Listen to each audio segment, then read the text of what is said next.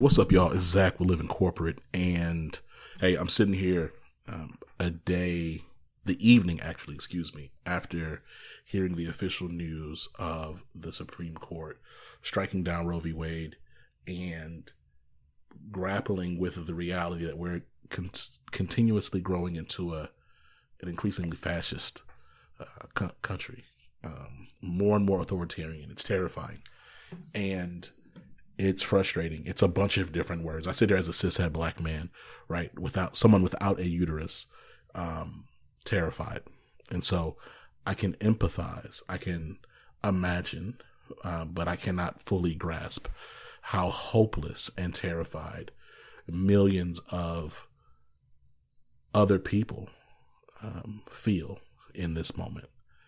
I will say it is a scary, frightening thought that governmental institutions are getting more power, corporations are getting more power, while people continue to be undermined and their civil rights stripped away, their civil liberties and protections taken away. The fact that it's been a cyclical process where we continue to fight for the same rights that were granted to us a generation ago. The fact that we're trending towards a 1960s era civil rights movement again. The fact that we're having to depend on companies to provide protections for us to have the basic care that we need to survive, that we are at the whim of companies. Companies, mind you, that historically marginalized people, those at the bottom, don't even have access to because they don't work at those companies, right? I work at a company who provided a phenomenal benefit in light of Roe v. Wade, and plenty of other companies in tech are providing benefits through the insurance so that you can cover travel. And that's great, but it's also scary because, one, again, everyone doesn't work at these companies, and then two, these companies can change their mind. And it feels like we're at this impasse of highly fascist, white supremacist, patriarchal, misogynistic, homophobic, xenophobic, ableist regime leadership and the most diverse, politically engaged,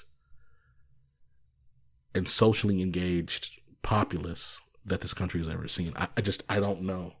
Like the world, like the people seem to be growing more progressive, but our government continues to grow more and more regressive. It's terrifying. I have ideas of what some answers are, but I'm not going to share those today because emotions are still really raw for me. But I came here today on a Saturday to drop a special podcast because we just so recently interviewed the head of diversity, equity, and inclusion for Planned Parenthood. And we talk all about this. We did not record this today that you're listening. It's just that Living Corporate is always talking to folks about relevant topics. And this just happens to be extremely relevant. And I didn't want to wait and sit on it much longer. I wanted to talk about the fact that health equity and access is critical to our survival, that Black women, and then more specifically Black trans women, continue to be at the bottom of every hierarchical ladder that we can imagine, that Black and brown disabled folks are continually at risk and at threat in this country, that we're going to have to be more radical in our language and our approach and our praxis. We're going to have to adopt a more intersectional, inclusive, justice-oriented framework when it comes to anything that we're calling diversity, equity, or inclusion. And let me say this. There's a lot of white women out there who continue to try to censor themselves in this work. I've asked several times, because there are several white women who listen to Living Corporate. Some of y'all want to ask me to work for y'all for free and pick my brain for hours while giving me nothing in return. I'm going to ask you to just move to the side. Like, take whatever spotlight you feel like you should have and hand it to a black or brown woman, hand it to a disabled black or brown woman, hand it to a trans black woman, hand it to someone else. Your continuous dedication to whiteness is one of the large reasons why we're here today. I'm appalled. I'm discouraged. I'm disgusted. I'm genuinely livid.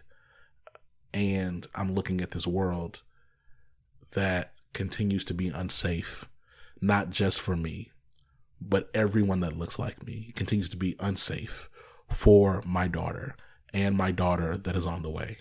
It continues to be unsafe for my mother, for my wife, for my mother-in-law, for my sisters, for my sister-in-laws, for my stepmother, for my aunts. It continues to be unsafe. It continues to grow increasingly unsafe, unwelcoming.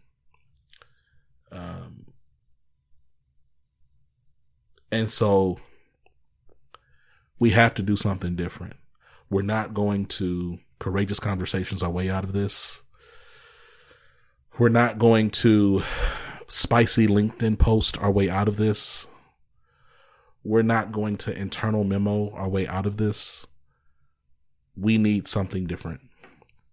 We need something radical. We need something honest. We need something intentional. We need something courageous. We need something bold. And we need something strategic. We need something that is not performative.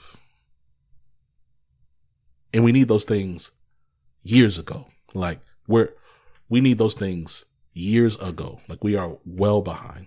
All of that to say, no tap in with Tristan for this episode. Again, special drop. Wanted to really bring this conversation here, now, and thank you. Thank you for listening to Living Corporate.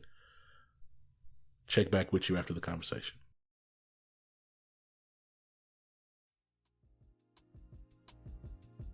George, welcome to the show, man. How you doing? I'm good. Thanks so much, man. It's great to be here. Thank you for having me. Well, look, I'm thankful to have you here. You are, you sit in a unique position, and when we were, off camera, as we were just kind of pre-production, as I heard more about your profile, I just find it's such a unique cocktail of experiences and background. I'd love to hear about your journey as the chief equity officer at Planned Parenthood Federation for America, and love to just hear and understand more about how you got to this role. Sure. So I think the way I'd want to just describe how I got here starts with how it all began. I was raised in the South. I was raised in Memphis, Tennessee, with parents who were really committed to social justice and the promise of what this country, the U.S., could be, not just for some people, but everybody. And so from Memphis, part of what was important about that was I was raised in a context of understanding civil rights, social justice, and working across lines of integration and thinking more about how folks, no matter where they came from, could move an agenda forward around justice. My parents believed in me and wanted me to go to Morehouse, which was great. And I finished Morehouse and then went on to Duke for Divinity School. And it was there that I met some really amazing folks, leaders like Sam Proctor and Peter Gomes, who was the former Plummer Professor of Morals and Ethics. And Peter Gomes had a distinction of being this big professor at Harvard who was on sabbatical at Duke and teaching, but he also was openly gay. So that was sort of a first bail for me. And then Sam Proctor had been the head of the Peace Corps, I believe, in Kenya, one of the first country directors in Kenya. And so both of them highly influenced me. And so I did go to the Peace Corps. And while I was in Peace Corps, I ended up coming out. And so I became, I jokingly tell people I became more black, more gay, and more Christian than I'd ever been in my life. And I, so, of course, had been all of those things. But I hadn't really integrated those things. And so that led me on a journey to doing social justice work. I worked for several organizations. And then in 2013, I had my first job that was within diversity and inclusion. That's what we called it at the time. It wasn't equity. At a hospital in New York, Memorial Sloan Kettering Cancer Center. And then I was there for 5 years and then got picked up and asked to consider work at Planned Parenthood. And, I understood the mission, was down with it. But the opportunity to lead in that space as the inaugural, at the time I was the vice president of DEI, and grow that part of our work from being me as an individual contributor working with a consultant to now I have a team that works on these issues throughout the national office, as well as we do some work with our affiliates in states through some training programs. It's interesting, George. As I think about black black folks and their relationship with Planned Parenthood, and frankly, just I think conceptions around what Planned Parenthood is for, and how it's very commonly or most popularly tied to like an abortion clinic. Like that's what Planned Parenthood is all for. I'm curious, like in your work or in just based on your own background and the community that you engage, what are common conversations or misconceptions you believe or what are some common misconceptions regarding the work of Planned Parenthood and its relationship with its historical relationship with Black folks at large? Sure. Well, I mean, I think that's a real question. I remember when I went to take the role, I have a fraternity brother, a line brother, who said to me, "You know about the history of Planned Parenthood, right? You good with that?" And I kind of was like, and he was a social worker. He is a social worker. And at the time, I didn't quite understand exactly what the question was because my understanding and that's what you asked about, my initial understanding was more about Planned Parenthood as a healthcare provider. And what I understood in terms of specifically women, but I later learned there was some men too who were going to Planned Parenthood. It really was about healthcare writ large and thinking about it. And, I think there were folks that I later learned certainly made choices to have abortions, and that was a part of their health care and a part of their own journey and their self autonomy and deciding, what they wanted for their life and how it was gonna show up for them. Um, but those were the anecdotes, and then I think I began to learn more that most people don't realize that Planned Parenthood is the nation's leading provider of sexual and reproductive health for all people, as well as the largest provider of sex education. We serve folks with care and compassion and with respect throughout the over 600 clinics that exist. From my view at the national office, one of the things that I always want to make sure of is that the message about our relationship is, it has definitely had a history that's undeniable. And I would say that part of the reason my job exists is to actually look very straightforward at that history and to say, and now, where do we go with this? How do we address some systemic things that have existed? And, and I don't have to tell you this, it's not just Planned Parenthood. Any organization that's been around for 100 years has got a history. And I think that we are working hard to not so much say that what has happened in the past in ways that certainly didn't support Black folks or Indigenous folks or other population didn't happen. That's absolutely not true. It's looking at it and saying, how are we going to do better and how do we address some of those historic wrongs? Yeah, it's interesting, especially as you think about with again, the murder of George Floyd brought on a lot of public reckoning and things of that nature. I recall in April of last year, Planned Parenthood, they responded and talked a little bit more about some of the opposition challenges to Margaret Sanger. Hmm.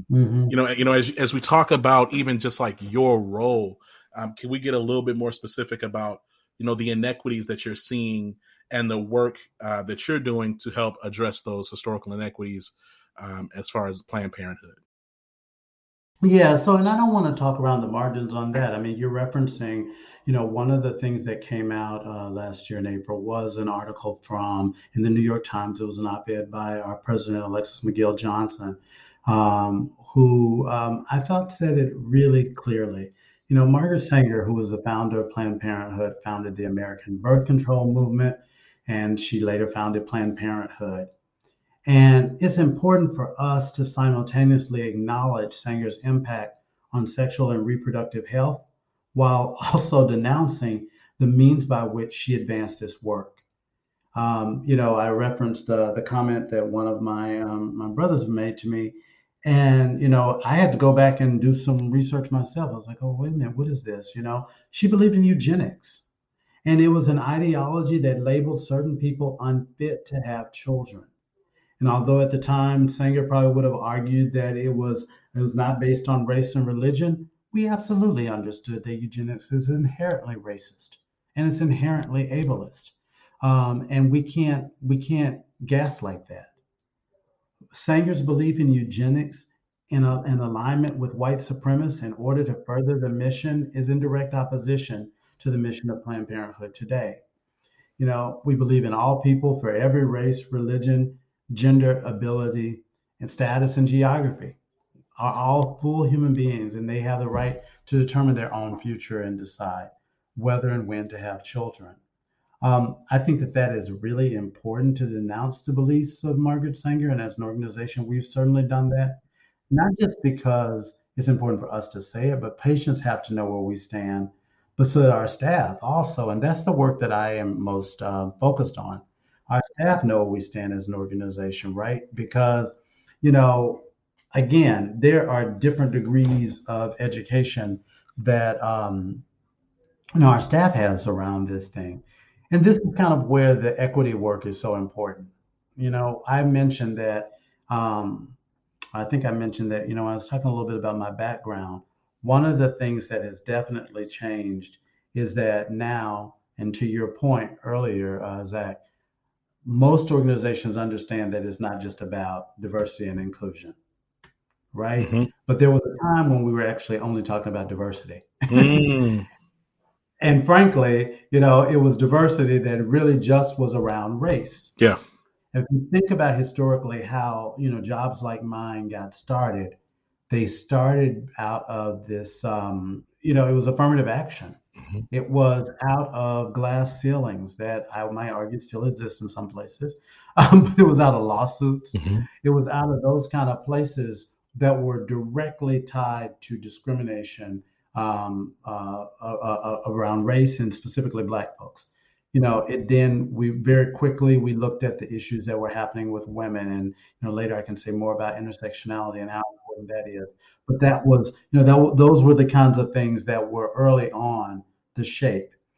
Obviously, we've expanded to look at, the inclusion of LGBT folks in the workplace, people with disabilities, people with, in some organizations, certainly in, bigger organization, veteran status is another place. And then you may even get ERGs or employee resource networks or other groups shaped around other identity markers. And I think all of those things come back to the fact that the work is still not done when we look at equity. And I think it's really important and the distinction we're making in our work is that when we talk about equity, that we really are talking about equity in its very basic, definitions. It's reducing barriers and discriminations, of course, and leveling the playing field, so to speak. But it's also about an ownership stake. And I think that's really important. And if I were going to write a book, and you can quote me on this and say George did this first, and we can say we got it written down in our talk. But the book I'd want to write is when you ask most people, like just on the street, you just said, hey, what does equity mean to you? At some point, ownership is important to how they understand that definition. And that's irrespective of whether they own anything in quotes or not, right? Yeah. But I mean, I think about when I first learned the word Hmm. equity, it was my parents talking about their house. It was, I mean, and my parents were middle class people, but that was a really, but it wasn't just about like being middle class and this is the way you mark your thing. It was, I have put in, I expect to get out at a later point. That's what that ownership is about, Right. and that's the thing that also shapes belonging, Zach. That's what gets folks feeling like I have a commitment to this. And one of the things that I would expand that definition, and like I said, this is in my book. This isn't really ready yet, right? But I think I talk about a little bit more that the ownership, if you think about it as a pie, it can't be finite, Mm. right? And I think that's where we really struggle because people start saying, well, wait a minute. If you're talking about equity, does that mean then that you're just talking about like up to a particular percentage and then somebody's not going to get anything? And I'm going to say, no, that's not what I'm talking about ownership. I mean, I think that it's about expanding the pie and being clear that you own so many things that have nothing to do with what materially you can produce. So you own your intellectual ideas, your creativity, your ability to expand the scope of a conversation or to steer direction based on your networks. All of those things have a piece of the ownership stake that I do believe everybody who has a belonging will feel like they can contribute. Because, I think one of the things that this organization has learned is that we've done so much soul searching, like most organizations have, right? And if we aren't clear about the fact that we've listened to folks. You know, well, we've heard them. We haven't always listened. We have to also be forthright in terms of where we're going with people, in terms of what our processes is, showing what we're doing, demonstrating that it's not just that we heard, we're actually making plans. And those are some of the things that are really important, at least for the organization as we frame these conversations. The way I see it is nobody knows exactly what freedom looks like. I mean, we all can imagine we want freedom, but we don't know. I mean, we live in a country where so many of the things that all of us need just for basic survival are tied to commerce and a commercial system and a capitalist system that, irrespective of how left or right you are, you participate in. Now, that's that's the thing that I think is really important, that since we don't know, we do know what it will take to frame us up. And so if we have some guideposts, I think, if we look at equity and look at a framework, and I can talk more about that, and we actually think about what's the accountability measures to get some of this stuff done, we're going to ultimately, if you don't think of it as a ladder, but think of it more as a train track, we're going to get into the horizon and we are going to see something that's going to be pretty amazing. It's interesting. Going back a little bit, you talk about equity and connecting equity to ownership. What isn't being said out loud when we talk about equity and ownership is power, right? With ownership comes control and a voice to actually that you have power and influence to wield, but you also have some direct leverage to apply to get the things that you want. And so, when we talk about equity, I agree that connecting it back to ownership and really being more transparent about the reality of power dynamics, it is important. And thank you, for the language regarding, Planned Parenthood Federation of America's position on Margaret Sanger, and also to your point around like the services that Planned Parenthood provides holistically from a healthcare and health access perspective. You talked also about intersectionality. You, George, like you exist in a variety of spheres simultaneously. And I'm curious to know, like, how does your own experience as a gay man who also happens to be a minister, who also happens to be Black, um, who also has who has a who was an army brat, like, what is it, what is how does that cocktail of experience and perspective come together to help inform the work that you do at Planned Parenthood? I ask because I think about that. I feel like there are folks who would say there's a contradiction for a man of the cloth to be working at an organization like Planned Parenthood. I'm curious as to, like, how you, if at all, reconcile, or if you feel a need to reconcile all those different things happening simultaneously. So I love the second part of what you asked. So my smart answer is if I feel. I think that's the subjective mood of life, right? The mights and maybes. And I think that it might depend on the day. But if I'm feeling like I did want to respond to that, I do think it comes back to understanding that it's not an if about who I am. I am all of these things. Hmm. And how I show up never really gets to divorce one from the other. Now, maybe you see my Blackness first, and I actually think that that is, undoubtedly what roots me and grounds me as not just as a human being in the world, but also just in my experiences. Being a cisgender man is also something that very much stands up. You see that right away. You may learn about my husband or my life that might suggest, oh, wait, okay, I didn't realize that. Um, but it's very much present with me. I don't get a choice to leave it back or Hmm. to have it out. There are people, I suppose, who would. Hmm. But I think the other thing that is true is very early I learned that my minister used to say, I'd rather see a sermon any day than hear one. Hmm. And I think that it is about how I live my life and how I show up. That's really important. And when I'm in, um, when I am most comfortable, it is when all of those points of me really show up, and feel like I can be present in a conversation or with folks. Now, as an organizational leader, one of the things when I talk about intersectionality, it really is talking about looking at why we use, and I referenced this earlier, Kimberly Crenshaw's look with a Black feminist perspective that absolutely understands that it is the intersection of race and gender in this country that has often been at the crossroads that's been the most difficult to break. But if you can look at both of those things as the true intersection, then it opens the aperture to so many of the other concerns that people might have who aren't Black or who aren't women.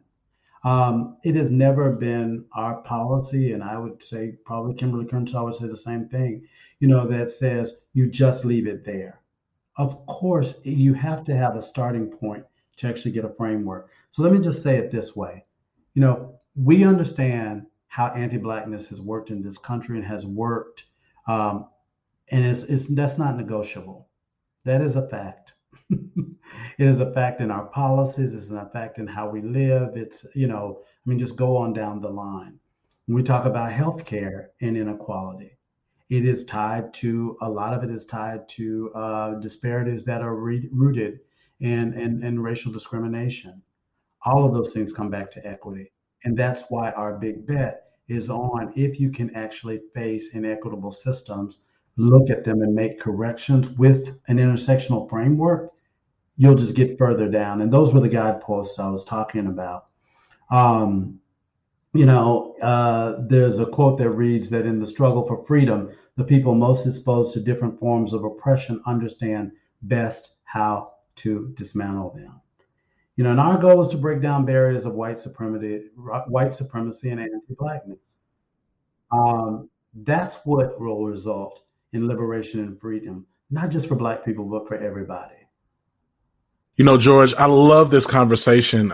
The fact that we're talking about liberation and freedom, and you said something earlier, we don't know what freedom looks like just because of the nature of our journey and experience here in America. Like, have we been fully free yet? Like there's a question I think is worth debating. Like, how free are we even today? Planned Parenthood provides, access from a healthcare equity perspective to so many impoverished folks who have been disempowered and impoverished because of white supremacist legislation and historicity of inequitable treatment, both intentional and maybe from like a disparate impact perspective. But I'm curious, as we talk about intersectionality, like, and we talk and like and to what you just quoted, Black trans women continue to be really at the bottom of all just treatment and experiences, certainly across the world. But we're here in America, so we can talk about America. I'm curious, as you think about healthcare support or healthcare access for trans folks, like what, where, as you look at Planned Parenthood, excites you or gives you hope? Well, so that's actually a really good example. I mean, it's one of the reasons, even when we talk about like intersectionality and looking at that cross section of work, we really, I don't want to even say did our homework, but I think we have learned because we've done it wrong a bunch of times Mm, to really be much more considerate of their trans experience. We did an internal audit that really uh, got us to look at the experiences of our staff and to think about our patients. Like all organizations that do healthcare, you have these different, management or engagement surveys to see where we're missing the mark. And we learned like the trans experience even of our employees or trans non-binary, because I want to use both of those and they're different things, experiences even amongst Black folks, right? So if you look at a list, and I wish I could, I'm moving my hands because in my mind, I'm kind of a visual learner, right? So if you look at the trajectory and you said, okay, we're going to rank everybody. mm, And usually, even, in that ranking, um, people of color typically don't fare as well or think their engagement is not as strong as white folks in the organization or even on the patient side, right? That's yeah. that's probably not a big surprise to anybody. But then when you begin to dissect the experience of folks who are non-gender conforming or trans, it's even lower. And so that brings back the question of what I was talking about in terms of why it's so important to get into the subsets of what it means to look at an equitable framework. Because equity also means you don't treat everybody equal. So it's not like you just say, okay, all the Black people need this, because we know that that is in fact not true. And so we have to do more and think more about, well, what are our inclusion measures? Certainly on the staff side, I can certainly say that we got a lot of work to do. We've done a lot, but we certainly to make sure that even in our language, our pronoun usage, etc., we got to continue to do that. Now, as it goes, I think I said, we're a federation, and so I can only influence from where I sit in the national office. But there are a couple of places where we can actually hold our affiliates to asking these questions. But the good news is many of our affiliates are leading in this space. Um, I have the story of one of our CEOs that I work with closely a lot. Once they begin to look at an intersectional framework and to do more as a result of some recent studies we did internally, they have seen their engagement scores with Black and trans and non-binary staff actually go up by 50%. And that's just over like a year-long period. I mean, that's phenomenal. That's not something, and that's actually in the clinics. That's in one of the affiliates. And there are other affiliates who, have similar stories to report about how they're making changes and aggressively tackling like some of these disparities. George, we've talked a lot about um, the history of Planned Parenthood and the work it's doing in communities. Before I let you go, let's talk a little bit about the internal work that you're leading for employees. And so, what are you excited about?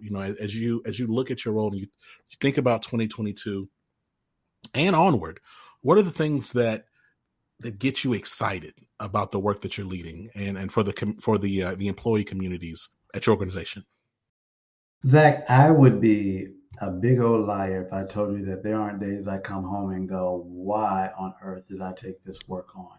Mm. Um, I mean, I was talking to one of my colleagues just before we got on the call and just said, she goes, well, it's Friday. I know. I went, no, you don't know. And I'm actually glad you don't. There are days that it is really hard.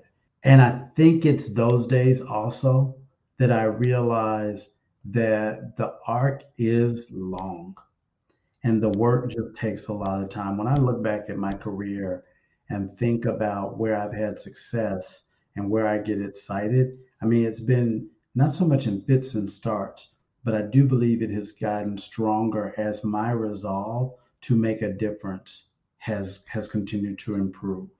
Or to grow deeper, as I'd like to say. Now, there are three things I told the staff at a meeting recently. And I said, what I would love to see in the work that we continue to do Mm. is to really focus on three areas: trust, listening, and belonging. And I've, throughout this conversation today, have sort of alluded to each of those. But what I keep going with the staff with is, you know, we've got to have trust that what we're trying to work on is going to make a difference. It's going to build the framework. Because I can't promise you what tomorrow looks like, but I can certainly tell you that there are a whole lot of things that we can do better.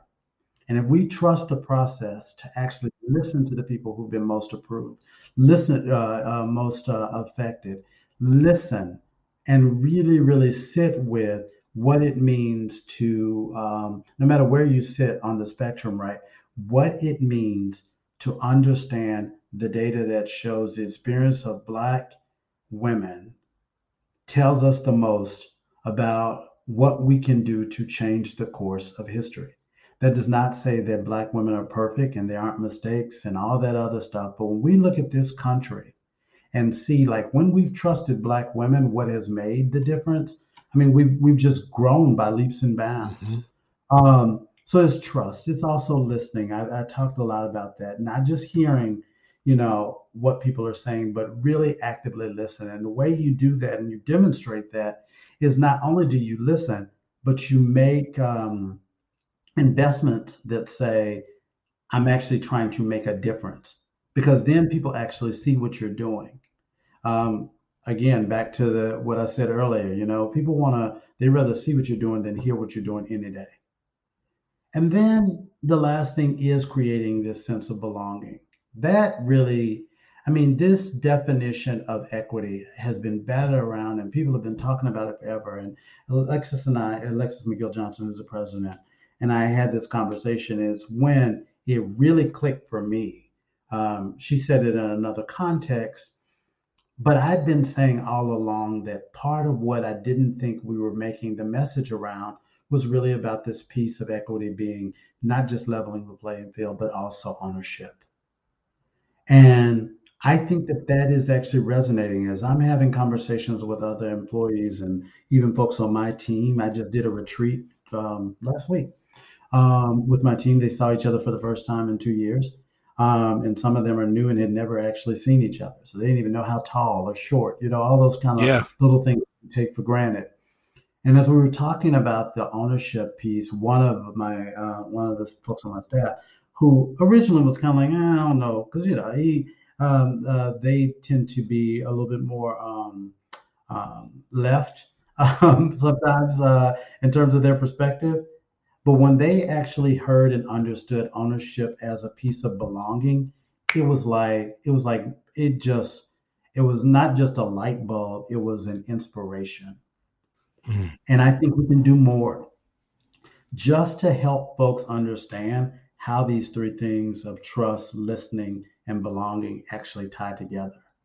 So that's what gives me joy. I mean, and I think that that's something that, I take in a lot of conversations. It's not just about my work at Planned Parenthood. I love the mission of this organization, and I've come at a really critical and amazing time. There's just, I mean, the leadership of Alexis, it's incredible on so many levels, and I don't take for granted having a leader that knows so much about how these systems work and understands it, and it influences me in other parts of my life.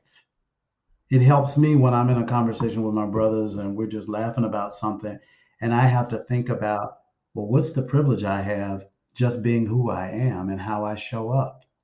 And there is a privilege. I mean, I'm college educated. I'm at a certain place in my life. Go down the list.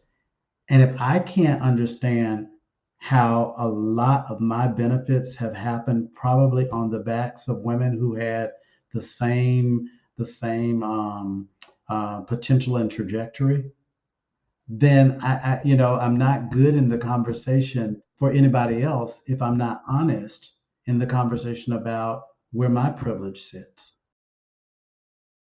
George, this has been phenomenal. Thank you so much for being a guest. We got to have you back. All right. I know you're moving and shaking, but I've found this conversation to be so many things. And I appreciate it.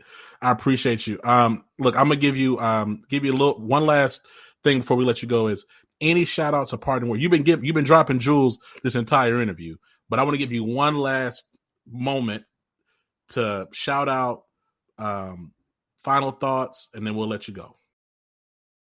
I think one of the things I don't want to miss is when I think about Planned Parenthood, a significant portion of the folks who get care in any of our centers um, are brown and black folks. The work we are doing at the national office isn't just about the national office. It's about the fact that when our staff has an understanding and we work in service to the affiliates, right? We're out there, providing all manners of services from legal services, down to technical assistance in the field. When our staff has an understanding, and particularly our black and brown staff has an understanding of what we're trying to get right, it communicates to the staff in the field. And that staff in the field communicates then to our patients. There is nothing like having a patient I meet if I happen to have on some swag or whatever, or even since I've taken this job, the number of friends of mine, close friends, who've told me about a health experience they've had at Planned Parenthood is just, I mean, first of all, I've just been blown away by it. But then to have them say, "Hey, we're in your corner." I'll end with this story. There's a brother of mine actually sent me a gift, and it was a sweatshirt. He's a fraternity brother, and he sent me the sweatshirt, and I was all excited about it, and I was like, and I wasn't expecting it, so I sent him a note back and said, "All right, how do I owe it? What do I got to pay you?" And he sent me back. He's like, "You don't owe me nothing." I was like, "No, man, come on, let me do something." Now, this man is a minister in Texas. You heard what I said, Zach, right? I did. Okay. He's a minister in Texas. He went to college with me, so let it not just be inferred. He's a black man who is an ordained Christian minister working in Texas. And so I sent him a note and I said, "Hey, what are you going to do? Let me do something. Let me make a donation for you." And he said, "Give it to Planned Parenthood." Now, we have never had like deep philosophical conversations about work. But what I do know is that what his work is and where he is in service to the people. And he made the connection, the understanding of what I do and where I work, and really just, I mean, without a whole lot of preacherisms, he was clear that the connection to what we do nationally absolutely makes a difference to what happens in the field. And I actually made the donation to an affiliate in Texas. That to me is where change happens. That to me is where our power lies in terms of understanding how we are interconnected, how we get together, and how these lines are actually built in stronger ways, and we break oppression across a whole bunch of things. George, man, I'm gonna let you, man. We got to have you back. Thanks again for being on the show, man. We'll talk to you soon. Thank you. I appreciate you. All right, peace.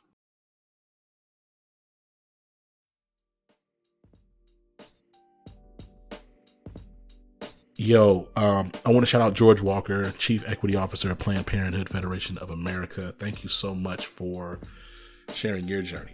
I was so paused at George's vulnerability, his honesty.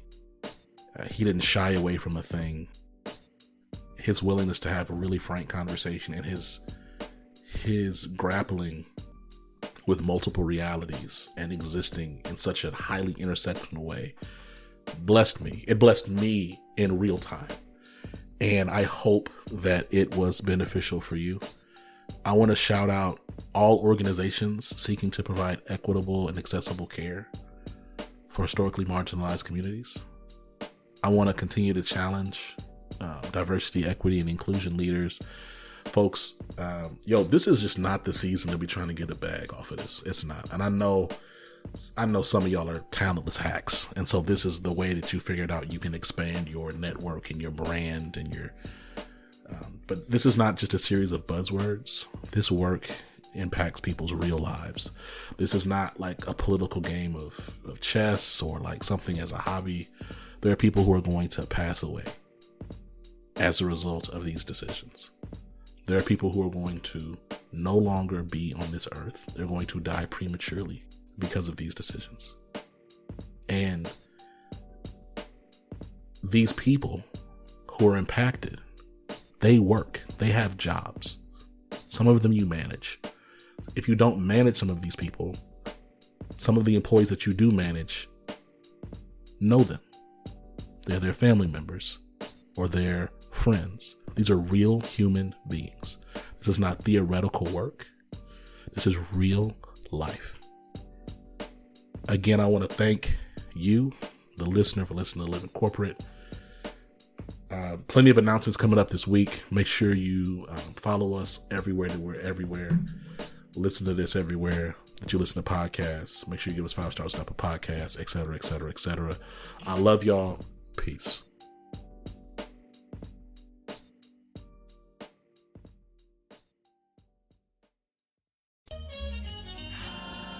Living Corporate is a podcast by Living Corporate LLC. Our logo was designed by David Dawkins. Our theme music was produced by Ken Brown. Additional music production by Antoine Franklin for Musical Elevation. Post-production is handled by Jeremy Jackson. Got a topic suggestion? Email us at livingcorporatepodcast@gmail.com. You can find us online on Twitter, Facebook, Instagram, and living-corporate.com. Thanks for listening. Stay tuned.